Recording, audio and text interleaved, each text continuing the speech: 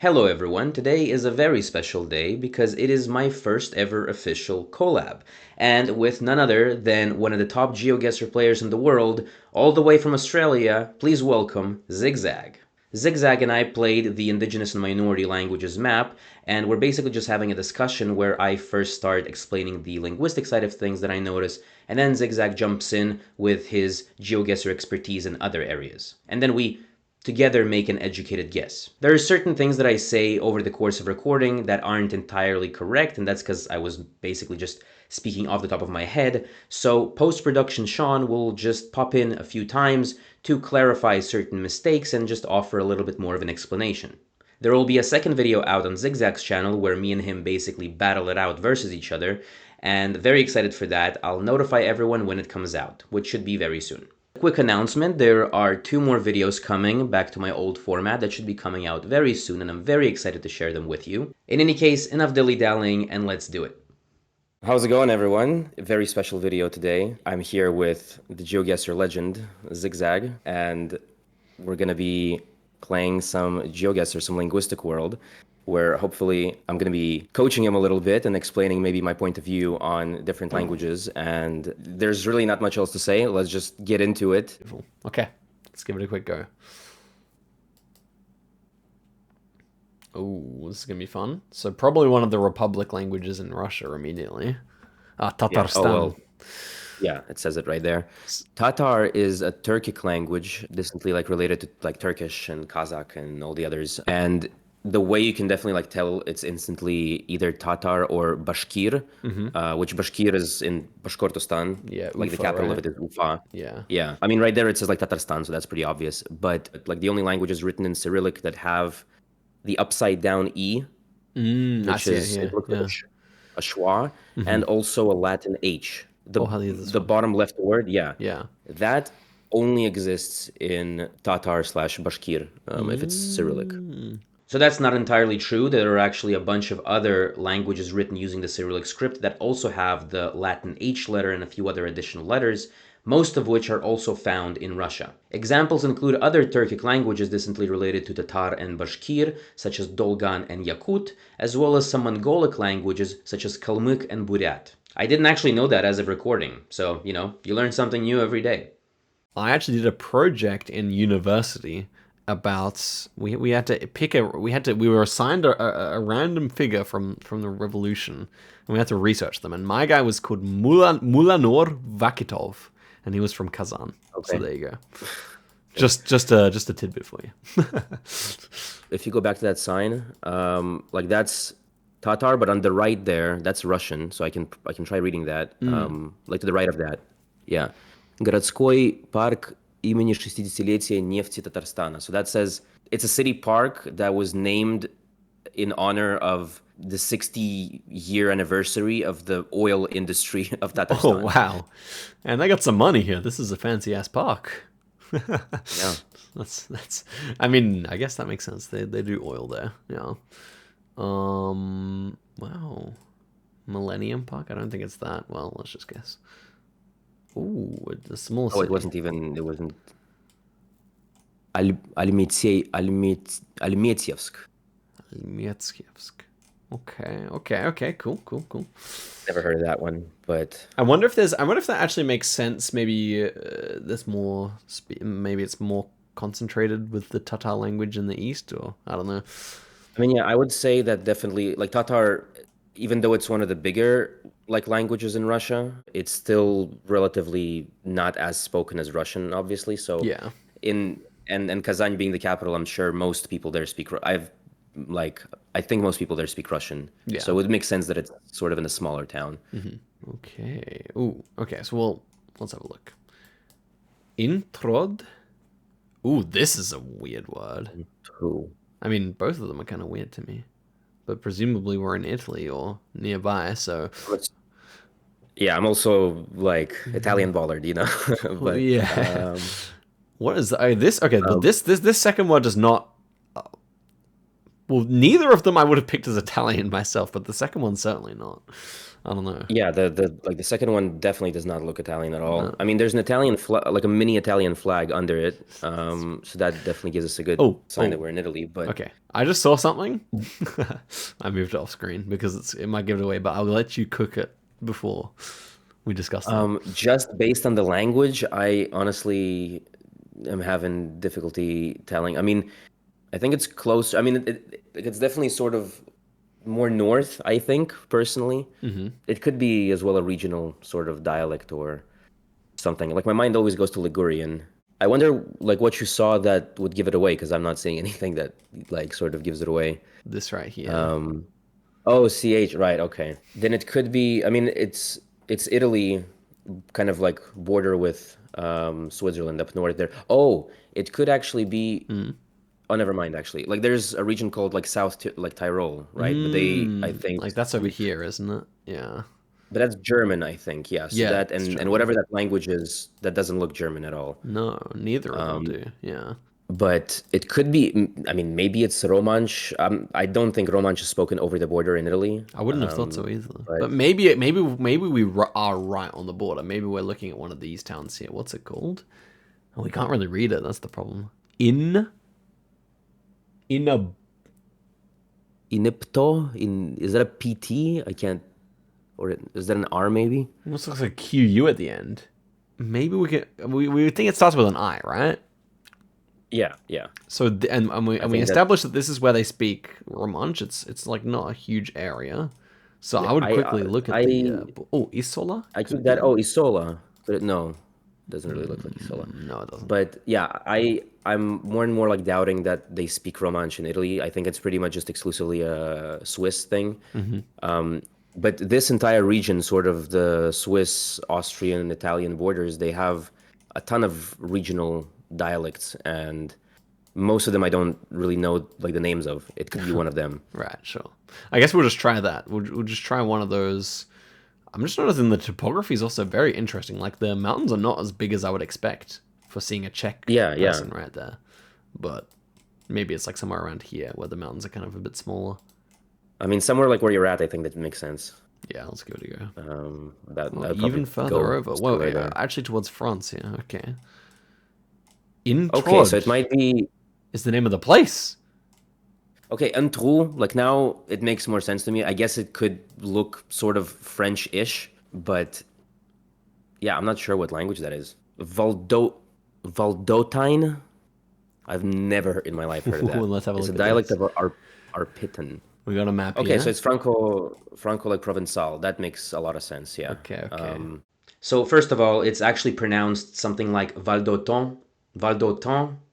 There is actually a sub-branch of the Romance languages called Gallo-Romance, which in the simplest of terms is basically a huge dialect continuum with dozens upon dozens of languages and varieties and subdialects and subvarieties and whatever else that stretch all throughout sort of the northern portion of France, dipping into a little bit into Belgium, and even the kind of along the Swiss and Italian borders.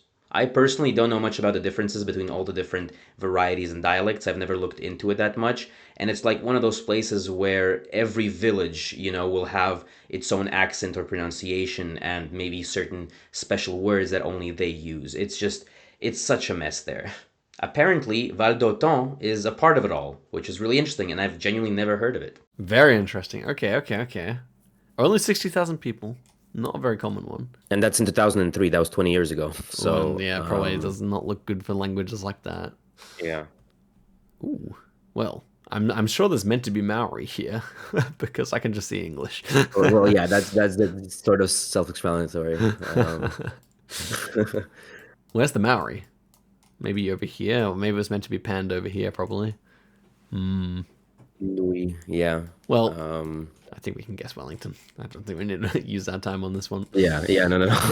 This is interesting. Now, Hami Innalahan. That is interesting. To our painted history walk in the Lahan. I mean, it looks kind of like my first thoughts here are sort of less the language, but the surroundings, which just look very islandy. Yes. Vibes are very kind of it could be an Austronesian language, like related to a bunch of like islands in the Pacific and Hawaiian and stuff like that. And Maori is also a part of that family. But something about this doesn't feel very Austronesian. It could also be Guam. In Guam, they speak Chamorro, I think it's called. I'm not exactly sure what family that's a part of. Because it didn't feel Chamorro. very like Polynesian or Micronesian or I don't know what the different families are, but it didn't feel like that. So maybe Guam makes sense then. What did you say the language is called Yeah, again? and Chamorro. Yeah, I'm also seeing, I know the Antera meta right there. Yeah. So For the Geoguessr players, you see this little piece of the roof rack and this antenna, and then you know it's Guam. But still, that's a language I didn't even like realize it was. I mean, it looks to me if you just showed me this two words, I would like think it's Arabic or something. I don't know what I would think it is. Maybe Farsi or I don't know. in Guam, they definitely speak Chamorro. I'm not actually sure about the Mariana Islands. They could also maybe speak that. While Chamorro is spoken in both Guam and the Northern Mariana Islands, the Northern Mariana Islands actually have an additional language called Carolinian. It's also an Austronesian language of the Micronesian subfamily, to be more specific, and unfortunately, it's very, very endangered. Like, how do you tell apart actually, like the Mariana Islands and Guam? Because I always mess them up. Well, the best way, because I'm an NMPZ player, right? I don't get to look at the car. Right. The best way to tell them apart is that in Guam they use much more concrete poles, and in NMI they use many more wooden poles. That being said, this little piece of the roof rack is only found in Guam. Since I'm more going for Guam here. Yeah, that makes sense.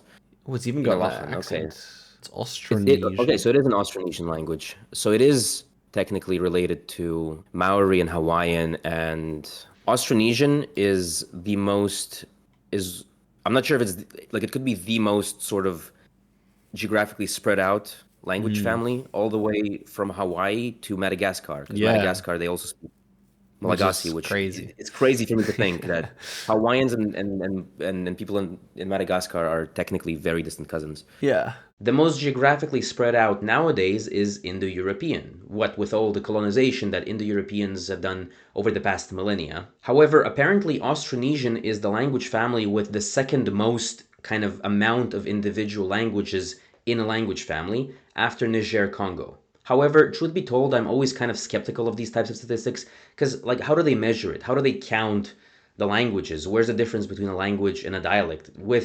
When we're talking about thousands of languages, I don't know how accurate all of this is. But either way, Austronesian is definitely one of the largest language families in the world, both in terms of variety and just geographical, how spread out it is geographically. Well, if we want to talk about Interesting. geographic distance, then it must be pretty similar with the Ket from your video about that. That's also a pretty similar distance from Navajo to Yeah, Ket. yeah. Wait, high level of mutual intelligibility with Spanish or what? Semi-Creole language, it says. So I'm assuming it was colonized by Spain. Yeah, must Yeah, be. like at the time, like the Spanish rule over Guam ended. So a Creole language is a mixed language, basically. Malayo-Polynesian languages. Interesting. I wonder how much influence is left in languages like Indonesian, Malay from that language. family. That's okay. That I can instantly just by looking at that symbol on the wall. Yeah. That's the Iroquois Confederacy in the States. If you zoom in on the sign, maybe it has a language there. There we go. Yeah, so I'm not sure how to pronounce that, but it's something like Cha Hon Nyonyen Dakhwa. That's definitely an Iroquoian language. I'm not exactly sure which one, but there's a few. There's Mohawk, Oneida is one as well, I think. The Iroquois Confederacy is a really interesting thing. It's made up of six tribes: Cayuga, Seneca, Oneida, Mohawk, and I can't remember the last one. So I mentioned Mohawk, Cayuga, Seneca, and Oneida, but there's also Onondaga and Tuscarora. It started off with five. The Iroquois Confederacy, also known by their official name, the Haudenosaunee, or simply as the Five Nations. However, after 1722, the Tuscarora tribe was accepted into the Confederacy as well, now making it the Six Nations. But that's around New York area. I didn't know that actually. Okay. And it's this symbol specifically which gave it away to you. So is Yeah, this the symbol representing the specifically. tribes? It could be, but it's their official flag. It's like a purple Mm. flag with like background is purple, and then the sign itself is in like the symbol is in white. Oh yeah, you can see There the it flag right is. there. Yeah, yeah, there it is. Nice. They actually sort of issue their own passports, which aren't Ooh.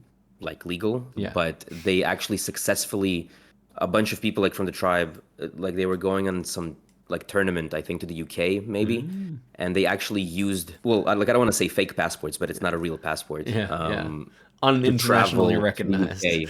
Yeah, Yeah, and yeah. they did it somehow. That's very cool. Wow. Turns out that they have been issuing passports technically since 1923, and they were successfully used for international travels on several different occasions. However, unfortunately, after 2001 and the 9/11 attacks, there have been much more security concerns raised, and it hasn't really been used for international travel since. The story I was referring to actually happened in 2010 when a lacrosse team tried to travel from the US to the UK for a tournament. And what's interesting about this is that then Secretary of State Hillary Clinton actually allowed them to do so, but it was the UK who sadly denied them entry. Still, a very fascinating chapter of history. So New York area, how far would it stretch, do you reckon? Like between Buffalo on the west side and sort of along Lake Ontario, Oh, okay. is my immediate guess. I think they also like sort of all throughout New York and maybe like dipping a little bit into Pennsylvania, but the heartland of these like tribes is somewhere around Lake Ontario. Okay, that makes sense to me. Yeah, I think I have actually come across it before, maybe playing like a linguistic map or something like that at some stage, but yeah, forgot that. Okay, let's try over here. Okay, Syracuse there. Okay, Syracuse, that makes sense as well. Okay, nice. Another good score. Well, though probably I could have tried harder on the Russian. We could have actually ended up with a 24K otherwise. Yeah, Like yeah. time just to see, like because I feel like the okay, Corporación Mapuche. Okay, have you heard of the Mapuche? I don't think I have. Whoa, I mean, I'm assuming that they're down this part of the world. So where are they Yeah, found? they're one of the indigenous peoples of Chile. They sort of live in the area near like Temuco, and it's I think Mapuche is called Mapudungun in their language, and it's even though it doesn't have that many speakers, it's not really that endangered, I would say. It's Mm. quite like the people still really do speak it and they teach it at school. One random fact about Mapuche is that like the letter R, their R sound is like the English R, Oh, which is pretty rare, which right? isn't, yeah, it's not a very common sound across the world. I remember Albanian has it, and so Albanians can like sound pretty natural when they speak English, right? Yeah, that's true. Yeah, Albanians also have that. Because I was in like Skoda, and I was trying to roll the R at the end. They're like, no, don't. Whoops, Yeah. sorry. That's funny. Okay, so we're gonna guess around Temuco. Maybe Newen is the place, is the name of the place. Oh, Because true. under the sign, I'm not sure if Newen is the place or maybe it's a word in Mapuche, but it's definitely like their heartland is sort of around like Temuco. Well, yeah, no one does not sound Spanish, I suppose, but the angle seems to be that we're looking at seems to be very common in Temuco in general, unfortunately. Although it feels like an older city with the cobblestone road, right? To me, so Yeah. I'd probably go somewhere around Temuco. Yeah, nice. Oh wow. Okay, so it was just Temuco. Cool. Anything? What was that place? Does it show up? Not really. Okay. Rue Lambert. Lambert Gas. So Ooh, okay, well that's this is interesting. immediately it's France, but the one below there looks kind of Germanic to me. I'm not sure if it's Yeah. German. I mean, I know Gasse is like alley, I think.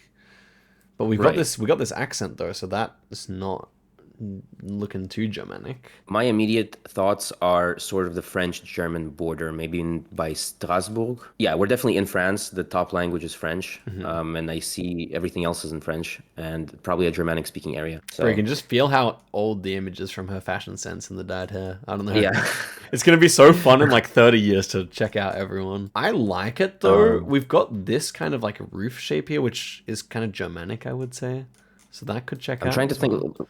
like this is a map of minority and like indigenous languages. So like I'm assuming that language below is some sort of minority language. I'm not actually, I can't think of any in that region. Like I definitely like specialize more in random like North American and South American Yeah, indigenous yeah. languages rather than actually all the millions of dialects they have in Europe. True. Yeah. But Well, yeah, I'm not sure either. Well, let me actually think. Let me actually be objective for a second about these roofs if we were trying to get to the region. It definitely feels like the north half of the country for sure, but I'm not sure where. I feel like this makes sense. Could be a bunch of yeah. places, I feel. Let's see. Oh, Oh wow, nice. nice. It almost reminded me Yeah. a little bit of Switzerland. That's why I wanted to go a bit further down. So it turns out that that language is actually Alsatian, which is a Germanic language native to the Alsace region of eastern France on the border with Germany. It apparently has around 900,000 speakers, but it also has a ton of regional variety and dialects and whatever else. But yeah, cool. Okay. Ooh, fun. Okay. Waiapu. So yeah, I'm pretty sure Maori is the only. I mean, Yeah. this is New Zealand, and Maori is the only language in New Zealand, right? Yeah, like every time I see te as well, sort of Mm-hmm. like that always like screams Maori to me. Waiapu te kohanga. Like marae actually on top. Marae I think is the word build like it's a type of building in Maori culture. It's like a cultural thing. The only reason I know that is because of it's a building you can build in Civilization 6, but That's great. I like it. I like it. Okay. I mean, I know that Maori is more commonly found in the North Island. I'm yeah. wondering if Waiapu is a place because I feel like it sounds familiar, but it's probably when you come across a completely like a non Indo-European language for like an Yeah. English speaker where just everything kind of sounds like a place name in certain languages. I don't know, Turkish is like that to me. Just everything sounds like a place name. I found Waipu. This is There's a Waiapu. road sign I think to your left. Yeah, Um let's consult. So Hicks Bay. Are we near Hicks Bay? I hope so. New Zealand has a lot of bays, by the way, so it might not be as useful yeah. as it seems. Hicks Bay. I would definitely think it's further north. We do have gorse though. Gorse is typically a bit further south actually. This kind of yellow flower here. Oh, wait. Right behind, like to the left a bit? Right. Yeah, Yeah. that. It says Gisborne too. Gisborne under 35. So there's Gisborne. New Zealand's also maybe a country where they're starting to change quite a number of the name. Oh, it's on the 35, of course. Oh, there we are. Is a country where they're starting to change a few of the names, I think, or no? Maybe not. I know there's a movement of people calling New Zealand Aotearoa. Yeah, yeah. So Aotearoa. Aotearoa. Never said that correctly in my life, I think, but I'm probably butchering it as well, so it's, you know. are we in Hicks Bay? I don't think so. No, 30, where we should be here. Cape Runway. Somewhere around there. Oh my gosh, I went the wrong way. There we go. That was a place, yeah. Ooh. Oh. Wait. Is that okay? Okay. I was gonna ask if the top one was gonna be Burmese, but now I see what it is because I recognize the city.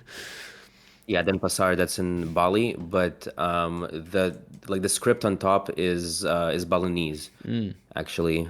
Indonesia has a bunch of different scripts for their languages, which you don't really see that often on Geoguessr as much, but that's definitely Balinese.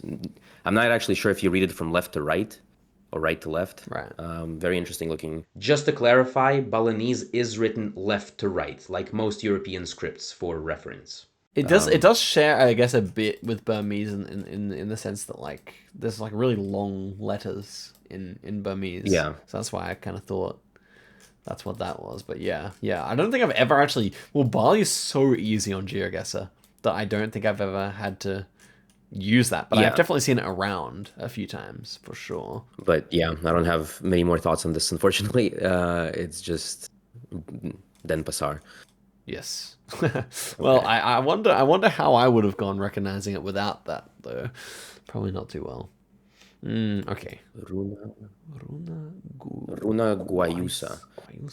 Oh, that's interesting. My immediate thought is sort of something South American. Runa means, I think it means language in Quechua, which is like basically the Inca language in Ooh. Peru. Oh wow, that's how do you know that?